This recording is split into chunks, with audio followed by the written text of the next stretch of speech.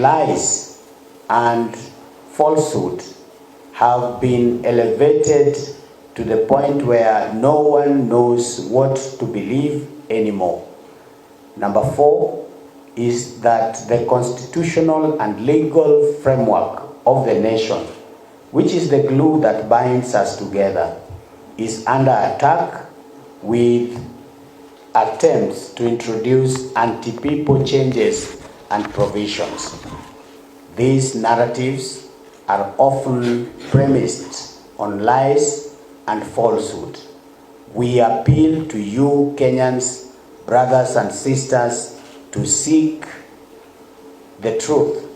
Do not just believe what is said, but take a step to verify if what you have been told is true. To raise your voices, to demand that the judiciary concludes the cases touching on IEBC within the next 2 weeks. We must get back our democracy. Citizens, do not remain silent.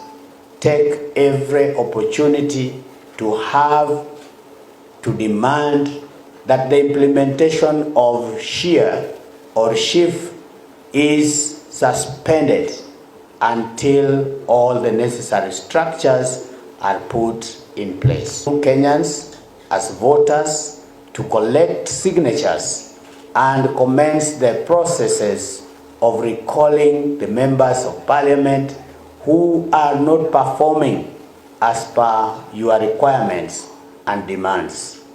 And as electorates, you are the employer, not the employee, not the servant of the members of parliament and other elected leaders. To demand that the judiciary concludes the cases touching on IEBC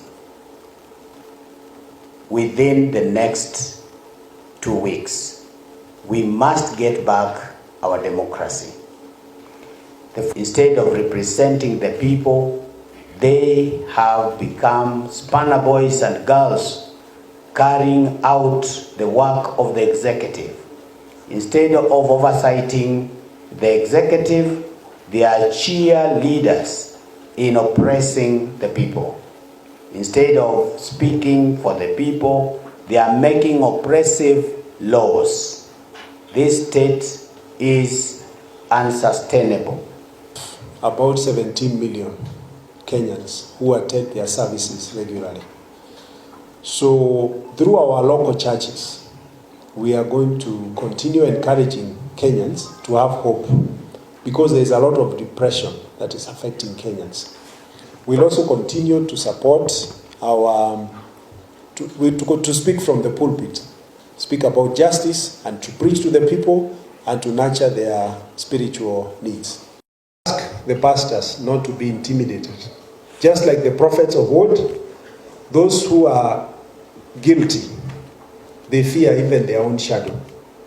We ask pastors wherever they are to speak boldly and to preach freely and to prophesy when God has placed a message on them. The Constitution identifies the government is a creature of the Constitution that was created by the people, and therefore as an instrument created by the people, it cannot oppress or subjugate them, because Kenya is a constitutional democracy and will continue to safeguard that. But that cannot be safeguarded by the church alone. The citizens are the bedrock of democracy. Every Kenyan, we want to tell every Kenyan that they are born into the office of the citizen. We are born into it, and even when we live in it. Let us exercise the powers of the office of the citizen. One of them is to speak up. One of them is to stand up and be seen. One of them is to ensure. It's not going to be silenced. The church will point out the wrongs in the society. We are Kenyans. We are also leaders in this country. And so whenever it calls for our voice, we will raise our voices. And whenever it calls for our actions, we will also be involved in those actions. So we request all Kenyans to just remain on alert and read our pastoral letter that we have given to them, so that we make it clear that all persons are free to attend worship services and give their offerings, but we will not allow the sacred religious practice to be used for self-promotion and self-marketing. We will continue propagating and applying the guidelines issued by the NCCK, which require that politicians should not be allowed to address congregations while inside the church. Demand for people-focused celebrating whenever the president, members of parliament, governors, members of county assembly, and other political actors donate money whose source are not clear. On our part, as a